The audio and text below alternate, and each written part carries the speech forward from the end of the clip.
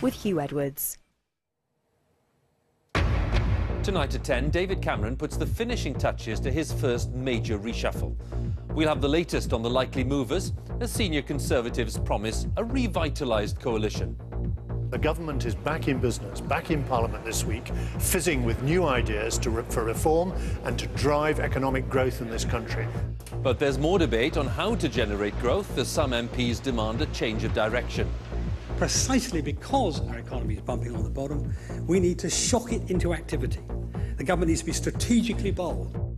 The first details are starting to emerge. We'll have all the news for you. Also tonight, a second gold for Ellie Simmons at London 2012. At the Paralympics, it's another win for 17-year-old British swimmer Ellie Simmons. And in the Blade Wars, Pistorius apologises for criticising the man who beat him last night. Planned changes to GCSEs would prevent another marking controversy, says the Education Secretary. And what Prince Harry said at his first public appearance after those holiday snaps emerged. On BBC London, the inquiry into the death of Azelle Rodney sees video footage of the moment he was shot by police. And London Metropolitan University takes legal action over losing its licence to sponsor international students.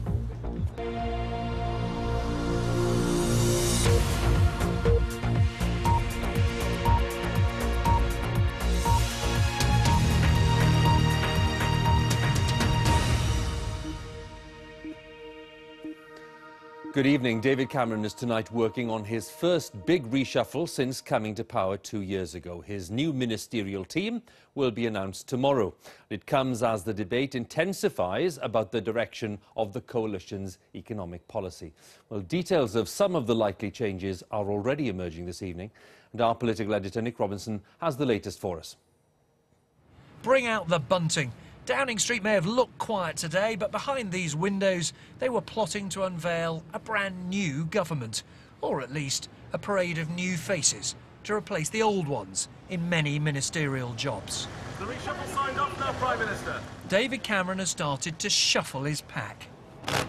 In deciding how to play his cards, the Prime Minister knows he's taking a gamble, one designed, we're told, to show that this government means business. Inside number 10 today, David Cameron's closest aides are armed with marker pens and post-it notes, working out who to keep, who to discard, who to shuffle, creating a new government. Not just the Prime Minister's first reshuffle, but also one that is going to be much more widespread than many expected.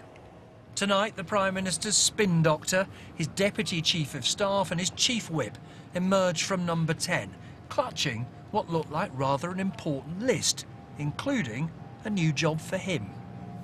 I understand that a string of middle-ranking cabinet jobs, as well as dozens of junior posts, are now in play. Only one appointment's known so far. Andrew Mitchell will be the new Chief Whip, leaving a vacancy at International Development. Other possible moves, though none are confirmed, include Ken Clarke, who might be asked to leave the Ministry of Justice, Ian Duncan Smith, who could replace him, leaving his job as pioneer of welfare reform free. Andrew Lansley, the architect of the government's controversial NHS changes, could be shifted. So too, Culture Secretary Jeremy Hunt, the focus of the row about the Murdochs and the government. It would be quite natural, I think, as we get towards the halfway point of the Parliament, for the Prime Minister to want to refresh the team that's around him and to give the opportunity to serve in government to those who want to join with him in pushing forward these new ideas to reform and to deliver the change that we need. Change meant to prove that, in the Chancellor's phrase, this government means business, meant to accompany announcements later this week on making it easier to build infrastructure, like roads and houses.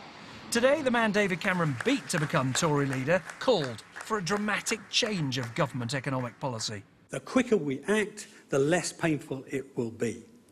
Precisely because our economy is bumping on the bottom, we need to shock it into activity. The government needs to be strategically bold with reforms like excluding small businesses from large amounts of regulation, implementing mini-jobs, cutting taxes. Tonight at the Olympic Stadium, the crowd gave their verdict on the Chancellor, booing him as he presented a gold medal. But George Osborne returned home, knowing he's safe in his job. Of course, this reshuffle involves not just one party, but two. Lib Dem David Laws will return to government. He resigned 2 years ago after questions about his expenses. Every Prime Minister hopes that their reshuffle will inject new ideas, new energy, new presentational panache into a government that needs a bit of help. The danger, of course, is that what it can inject is a level of ignorance, a level of inexperience and a level of tension that the government really doesn't need.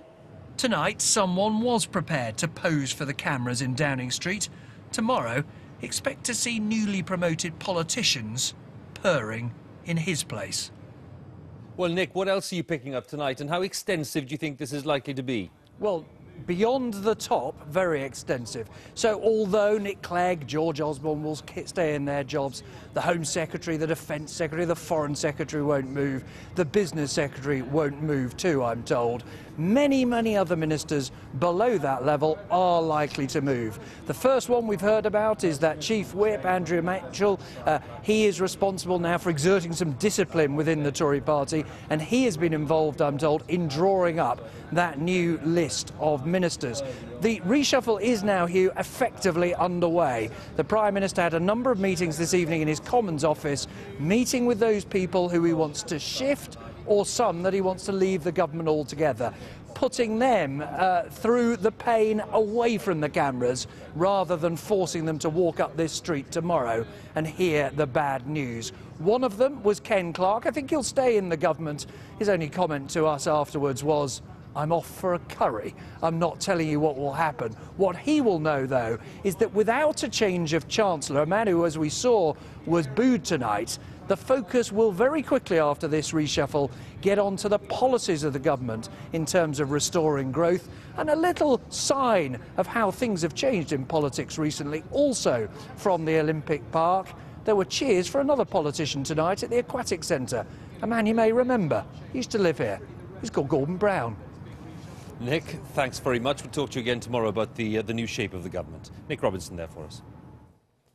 Well, now, the South African sprinter Oscar Pistorius, one of the stars of the Paralympics, has apologised for criticising the man who beat him in last night's 200-metre final. Pistorius alleged that the blades used by the Brazilian Alan Oliveira were too long and had produced an unfair advantage. The International Paralympic Committee has offered to meet him after the Games to discuss his concerns, as our sports editor David Bond reports. Oscar Pistorius, the biggest name in Paralympic sport, back in the spotlight this morning to receive a silver medal nearly everyone expected to be gold. But it wasn't just his defeat in the 200 metres last night which got people talking. It was his claim that the Brazilian winner Alan Oliveira's running blades were too long. Today he said sorry, but his complaint about the rules hasn't gone away. I think it shows just how elite sport this is now seen, that we have such a controversy on our hands. And we've agreed to meet Oscar to discuss the concerns that he had away from the cauldron of the Olympic Stadium, where last night emotions were running clearly very high. So what are the rules? Athletes are measured twice, once from the elbow to the end of the middle finger, and again from the chest to the end of the hand. Using a formula, those measurements are used to calculate a maximum height limit for each runner, with their blades on. Officials then test competitors before each race to ensure they're not gaining a height advantage. In fact, according to data released by the IPC, Pistorius could run with longer blades. He is actually allowed to be 8 centimetres taller than Oliveira. He chose to have shorter blades to enable him to compete here in the Olympic Games. And to run against able-bodied athletes, he must comply with a court ruling which ensures the blades don't give him an advantage. So, is he the victim of his own ambition? If he wants to change them, he would have to go through that really rigorous testing procedure again. And as an athlete, that takes away from training time and everything he's trying to achieve as an individual. So in some ways, he might have actually put himself at a disadvantage running at the Paralympics because he wanted to compete at the Olympics. The controversy started here last night by Oscar Pistorius is a sign of just how fiercely competitive these Paralympics are. But it also gets to the heart of the role played by technology like this, and to questions about whether it sometimes distorts the competition. Of course, as with all elite sport, equipment manufacturers like Ottobock have to work within tight rules.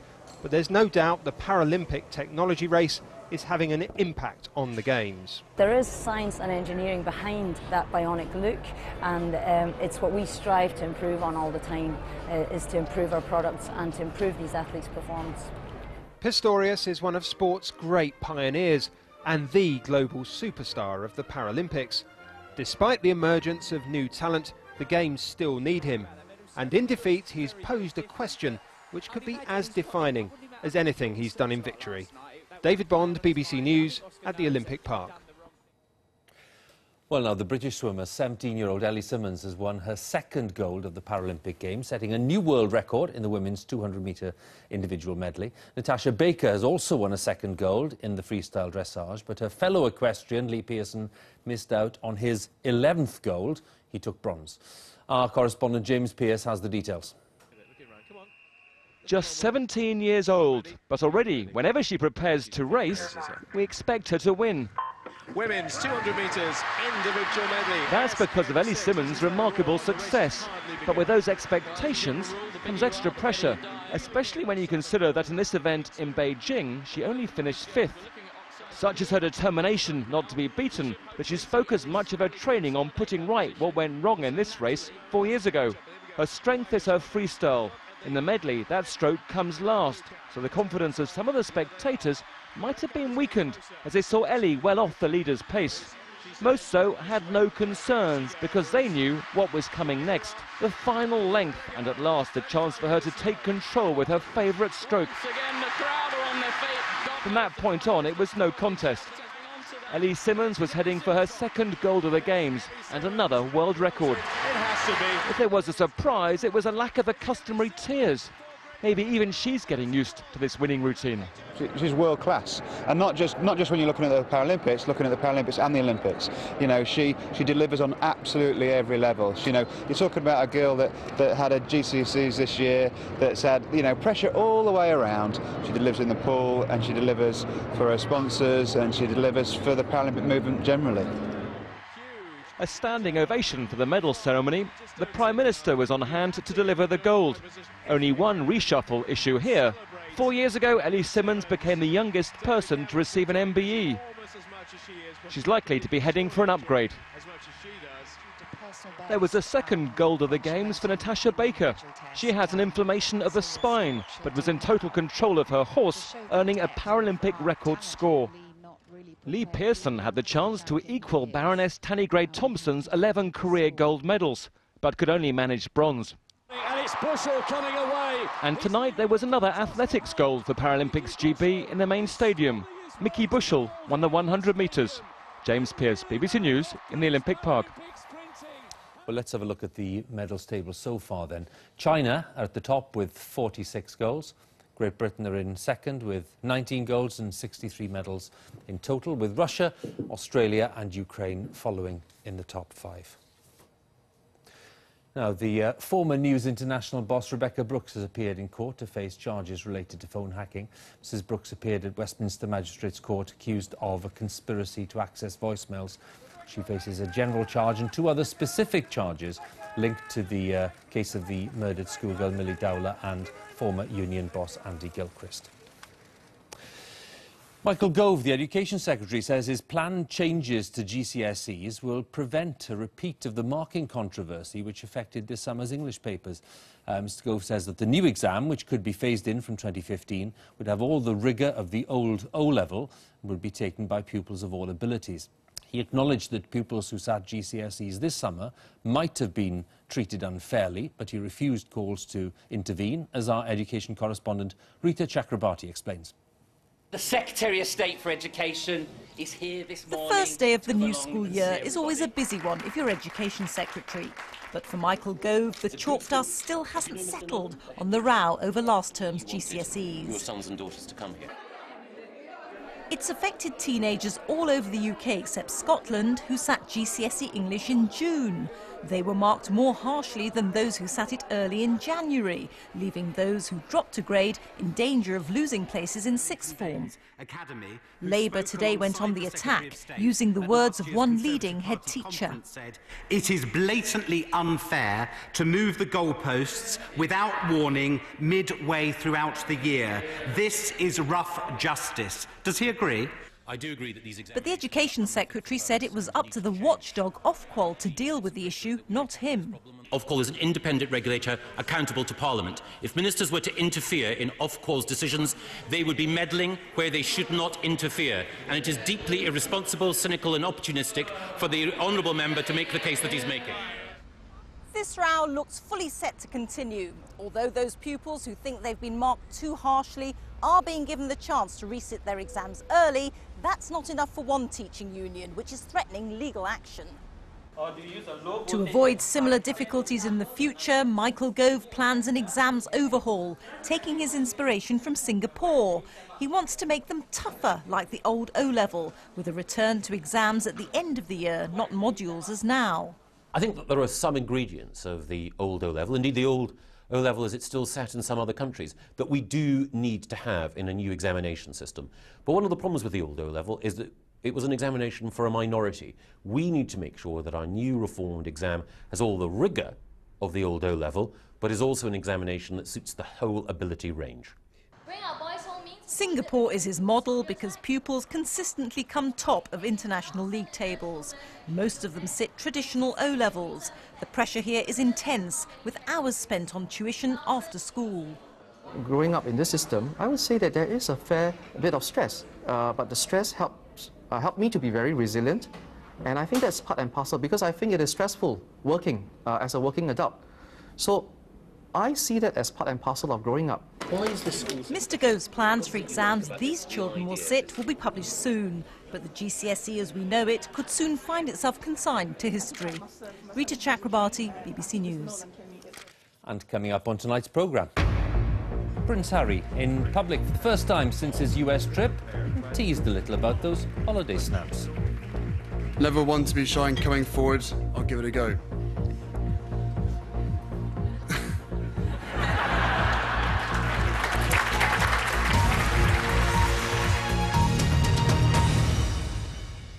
A couple of months to go before American voters choose their president. The Democrats are gathering for their national convention when Barack Obama will officially accept his party's nomination for a second term. Win or lose in November, he will always be remembered as the nation's first black president. So our North America editor Mark Mardell considers the impact of his first term on black Americans and on the office of the presidency. Kehinde Wiley's paintings are about power. His images are based on old masters' celebrations of generals and emperors, but there's a critical difference. He replaces them with modern African-American men. Now the artistic fantasy of a black man in the place of kings and commanders has been trumped by reality. Obama really does command a nation and an army. The way that we code for power has been recontextualized in terms of race. Now there are children who are now the age of 4 and soon to be 5, who will have known only a black man at the seat of power of this nation. The parents of African-American children will tell you how important Obama is as a role model, stressing nothing is beyond their reach. But his economy is less inspiring. In inner-city Atlanta, life has got tougher. Black unemployment in the USA has rocketed to 15% since he came to power. A record 36% live in poverty. But businesses are coming back. Randy Hazelton has opened a Swish cafe in the heart of the area. He says people have to be patient and look where Obama helps the most. Because he focuses on, in large part, middle America and on programs that ultimately benefit the middle class. You'll have programs that ultimately trickle down to the black community because we populate such a large part of that middle class as a whole. So, in that context, I think he's done a good job. Far trickier is working out whether Obama has made the relationship between blacks and whites any easier. He's a symbol of a generation less haunted by the conflicts of the past, but the ever-aggressive game of politics has got nastier and he bears the brunt of the attacks. In the Deep South, old suspicions die hard. many African Americans believe that politics has become so bitter, so vitriolic in the United States precisely because President Obama is black. From the joker to the liar, attacks on Obama often paint him as alien, questioning his religion and his birthplace, calling him un-American. Many black people think that tells its own story, but not all. What is happening is that people are passionate. There's a difference of opinion. There's a different ideology about how to do things and how the country should be run, how to improve the economy and have an opportunity for individuals. And that's what we're talking about. Not personal attacks, not racially motivated attacks, but just getting to the core of the issues. Sweet Auburn is rich with images of Martin Luther King and other icons. Obama may one day join them. While African Americans debate how much good he's done in power, if he loses in November, most will see it as a setback for their cause. Mark Mardell, BBC News, Atlanta. It's emerged tonight that a woman whose body was found in a Norfolk river was probably strangled before she ended up in the water. Divers found the bodies of a woman and her partner on Sunday. The woman's 13-year-old daughter was found on the boat alone. Police said tonight that they are treating the death of the woman as suspicious. The man is believed to have drowned. A judge-led inquiry has started into the death of Azelle Rodney in North London 7 years ago. He was shot dead by police, and footage was shown of the moment officers surrounded Mr. Rodney's car. The inquiry is being held instead of an inquest because sensitive intelligence evidence is being heard. A husband and wife have been arrested after two suspected burglars were shot in Leicestershire. 4 men have also been detained after the breaking at the isolated farmhouse near Melton Mowbray. The local MP, Conservative Alan Duncan, says the couple shouldn't be prosecuted for defending their home. In China, the once-in-a-decade leadership transition has been rocked by more scandal. A senior ally of President Hu has been demoted after claims that his son was involved in a deadly crash involving a sports car. For the latest, let's join our correspondent Martin Patience in Beijing. Martin, how significant is this latest news and what do you read into it? Well, potentially it's hugely significant. What it appears is that this is the latest scandal to hit China's communist ruling party. And what we know is that President Hu Jintao's chief of staff has been demoted. Now, this may be nothing more than a minor reshuffle, but now there are reports that this politician's son was involved in a deadly car crash in Beijing earlier this year. Why is that a scandal? Well, the car he was driving was reported to be a Ferrari, and that, of course, raises all sorts of questions, awkward questions for China's leaders about the privileged lifestyles of the ruling elite, and it follows hard on the heels of China's biggest political scandal in a generation. That was the downfall of the top politician Bo Xilai. Last month, his wife was found guilty of the murder of the British businessman Neil Haywood. Now, China, of course, is gearing up for a once-in-a-decade leadership change. The new generation of leaders will chart the country's course over the next 10 years. But this was supposed to be a smooth process, but instead, as this latest development shows, it's been a process that has been racked by political intrigue and political scandal as well. Martin, thanks very much. Martin Patience there for us in Beijing. The Green Party in England and Wales has elected a new leader. The Australian-born journalist Natalie Bennett takes over from Caroline Lucas, the party's only MP who chose not to stand in this contest. In her acceptance speech, Ms Bennett said that she would be campaigning against the government spending cuts. We need to not have the disastrous economically illiterate cuts that we're seeing now. What we need to have is investment in the future. We need investment in homes, investment in jobs, investment in energy conservation and renewable energy and public transport. There's so many things that we need to be investing in now and creating jobs. That was Natalie Bennett there, the new leader of the Green Party in England and Wales. Now, Prince Andrew has abseiled down Europe's tallest building, all for charity. The Duke of York stepped off the 87th floor of the Shard in London this morning to raise money for the Outward Bound educational organisation.